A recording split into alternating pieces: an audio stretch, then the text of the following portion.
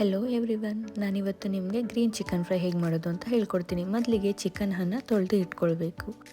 ನಂತರ ರುಬ್ಕೊಳ್ಳೋದಕ್ಕೆ ಚಕ್ಕೆ ಲವಂಗ ಪುಡಿ, ಏಲಕ್ಕಿ, ಮೆಣಸು,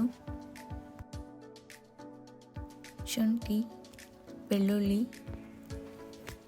ಹಸಿಮೆಣಸಿನಕಾಯಿ, ಈರುಳ್ಳಿ, ಟೊಮ್ಯಾಟೊ, ಕೊತ್ತಂಬರಿ ಸೊಪ್ಪು ಹಾಕಿ ರುಬ್ಕೋಬೇಕು. ಒಗ್ಗರಣೆಗೆ ಎಣ್ಣೆ, ಈರುಳ್ಳಿ ಹಾಕಿ ಬ್ರೌನ್ ಕಲರ್ ಬರೋವರೆಗೂ ಫ್ರೈ ಮಾಡಬೇಕು. ಬ್ರೌನ್ ಕಲರ್ ಬಂದ ನಂತರ ಅರಿಶಿನ,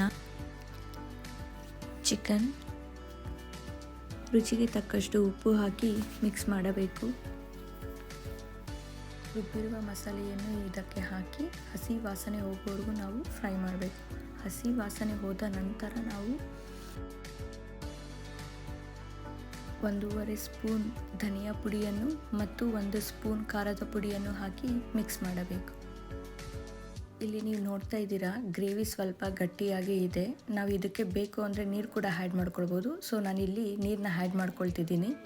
ಮಸಾಲೆ ರುಬ್ಕೊಂಡಿರೋ ನೀರನ್ನೇ ನಾನು ಇಲ್ಲಿ ಆ್ಯಡ್ ಮಾಡ್ತಾಯಿದ್ದೀನಿ. ಈ ಗ್ರೇವಿನ ನಾವು ಚಪಾತಿಗೆ, ಮುದ್ದೆಗೆ, ರೈಸಿಗೆ ಎಲ್ಲದಕ್ಕೂ ಚೆನ್ನಾಗಿರುತ್ತೆ. ನೀವು ಒಂದ್ಸತಿ ಟ್ರೈ ಮಾಡಿ ನೋಡಿ.